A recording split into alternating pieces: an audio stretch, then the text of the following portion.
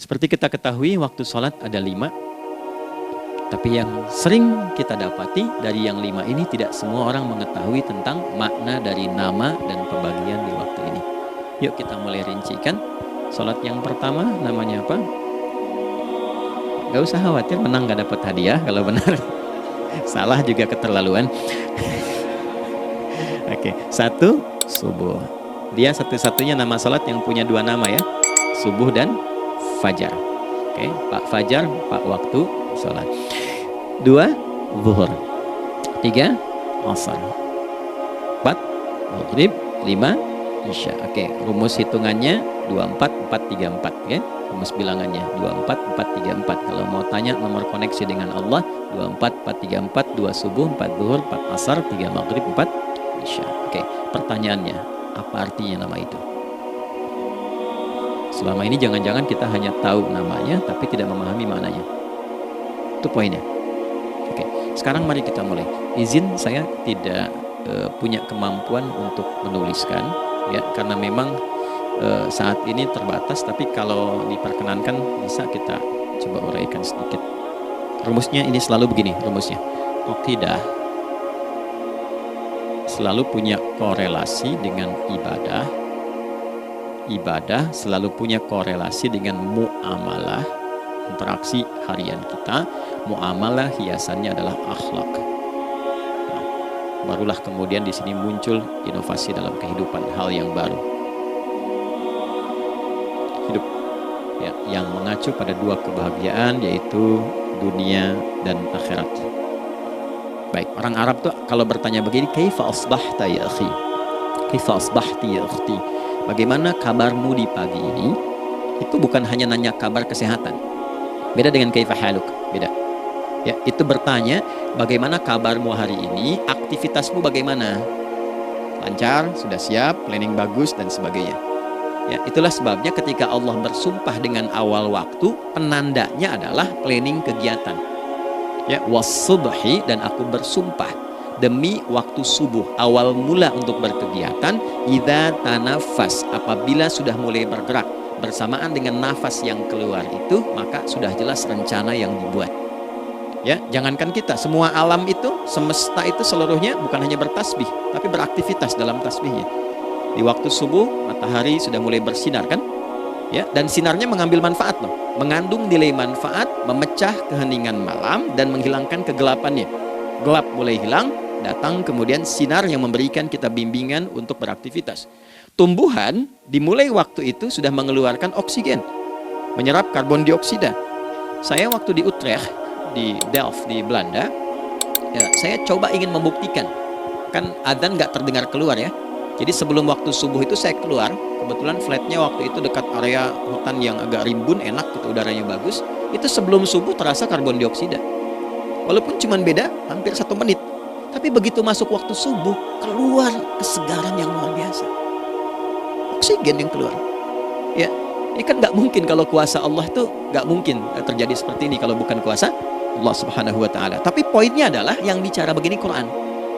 Nah, sekarang yang ingin saya katakan adalah alam semesta dalam konteks seperti matahari, kemudian tumbuhan, binatang, ayam bahkan mulai berkokok, punya planning yang teratur.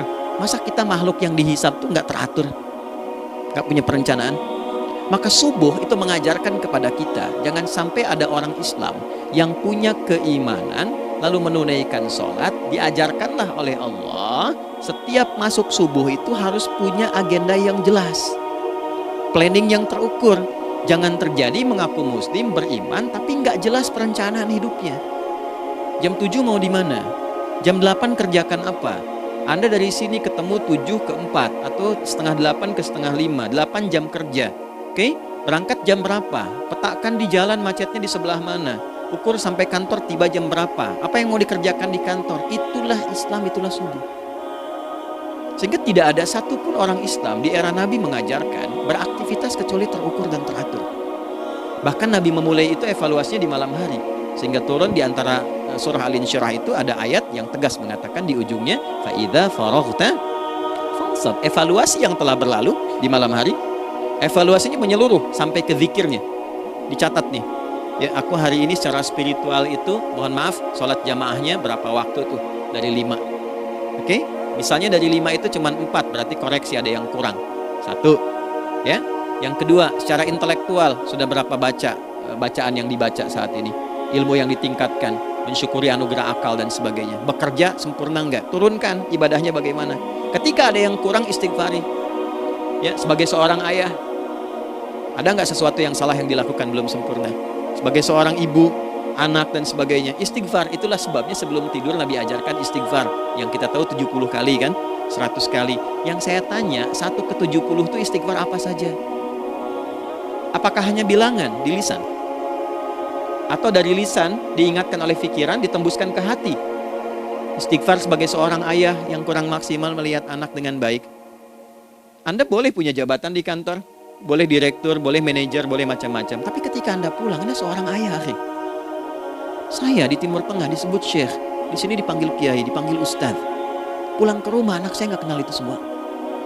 Anak saya nggak peduli itu semua. Belum pernah seumur-umur saya mengajar, lalu saya pulang, anak saya menunggu depan pintu dan memanggil, kiai. Tidak ada. Dia ingin ayahnya. Oke, kenapa nggak kita hadirkan istighfar pertama kita itu? Karena kita kurang perhatian. Kurang perhatian kepada anak misalnya. Saya kalau pulang tengah malam dan semua tertidur, saya lihat satu-satu. Perbaiki cara tidurnya, doa, lihat satu-satu, minta ampun sama Allah. Dan ya kadang sebelum mengalirkan air mata kita nggak bisa tidur karena nggak tahu nanti ketemu lagi kan di akhirat. Itu poin yang paling penting. Nah, jadi istighfar pertama itu untuk diri kita, ketaatan pada Allah, untuk diri kita sebagai anak pada orang tua, sebagai suami punya tanggung jawab istri atau sebaliknya, demikian seterusnya. Nah itu kalau sudah kita bisa lakukan, dievaluasi, direncanakan besoknya.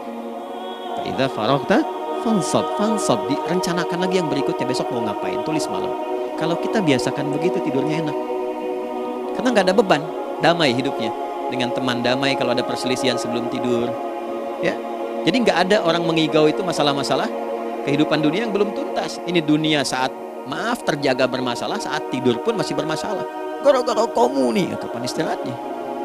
Ya. Nah, ketika kita bangun dari subuh itu, maka rencana yang sudah kita siapkan itu, teman-teman sekalian, dibawa menghadap Allah supaya minta kemudahan, minta kelancaran, minta pendampingan, minta bimbingan. Itulah sebabnya kita dipanggil sholat di awal waktu, supaya rencana yang sudah kita siapkan itu minta taufiknya, persetujuan dan perlindungan dari Allah. Inilah yang menjadikan rahasia umumnya para sahabat memulai berkegiatan sejak dari masjid. Teman-teman boleh riset deh hadis-hadis tentang sholatnya sahabat dan kaitannya dengan syuruk dan pekerjaan. Rata-rata memulai dari masjid. Mereka tungguin evaluasi, begitu siap syuruk, minta sama Allah, berangkat. Saya mau kasih satu rahasia ya, boleh jadi ijazah tapi ini diantara kita aja ya. Anda boleh lakukan, berangkat ke masjid itu dengan baik, terus minta misalnya, ya Allah, Kau perintahkan aku untuk berikhtiar, sekarang aku lakukan. Kau perintahkan aku untuk merencanakan, sekarang aku ikhtiarkan. Mohon lindungi, mudahkan, dan berikan bimbingan terbaik untuk mendapatkan hal yang wajar, halal, baik, dan kaul baik. Anda berangkat. Pulang, sebelum nyampe rumah, mampir dulu ke masjid. Masjid terdekat dari rumah aja.